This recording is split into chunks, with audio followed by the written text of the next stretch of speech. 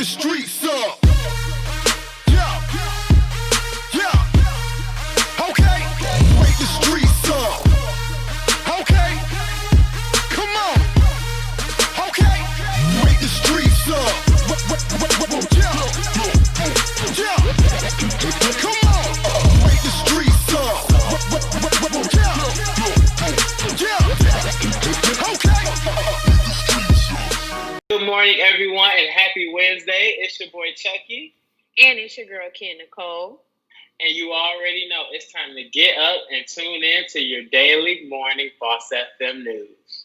Yes, so in yet another way to shake things up in 2020, Manhattan has unveiled its newest tactic to further shove it in our faces that the world is ending.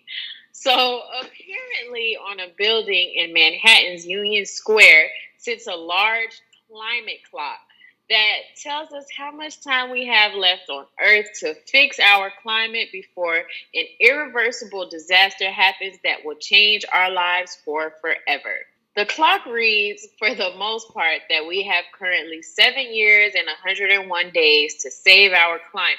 If we don't save our climate due to carbon budget depletion, a 2019 NASA report states that Earth's temperatures could rise 1.5 degrees Celsius, causing us to suffer from extreme wildfires, heat waves, floods, human displacement, droughts, and limited water supply.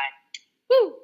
So, according to the United Nations Intergovernmental Panel on Climate Change, greenhouse gas emissions must be reduced by 45% by 2030 to prevent this from happening, only by 50%. So studies say that the current wildfires and crazy weather conditions are no coincidence. It's literally climate change. It does make sense after hearing about the California, Washington, and Oregon wildfires.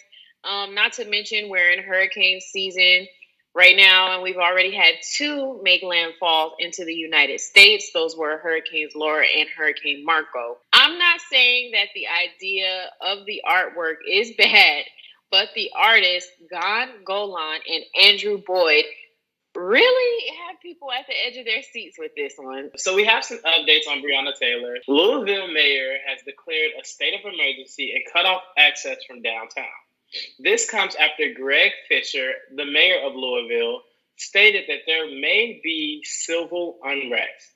The Kentucky Attorney General, Daniel Cameron, is announcing whether his office is going to bring charges against the police officers who fatally shot 26-year-old Breonna Taylor while she was asleep in her home March 13th. Daniel Cameron is Kentucky's first Black Attorney General, but in the past, any mayor who does this before an indictment, we already know the verdict. Fisher announced that the city would pay Taylor's family $12 million to settle a wrongful death lawsuit. This executive order blocks all entryway to downtown Louisville.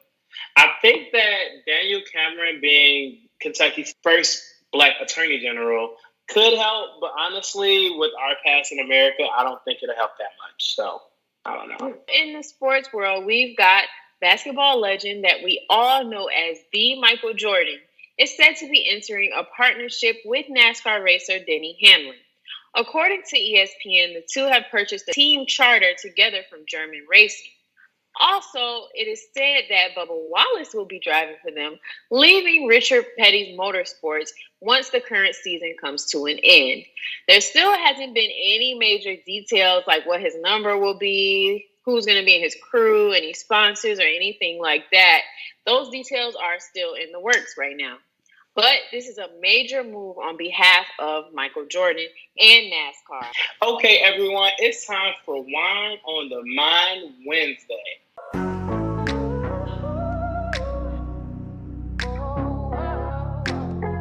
As you all know, on Wednesdays, me and Ken bring you the best flavors of wine, but we also bring you a topic that's been on the brain.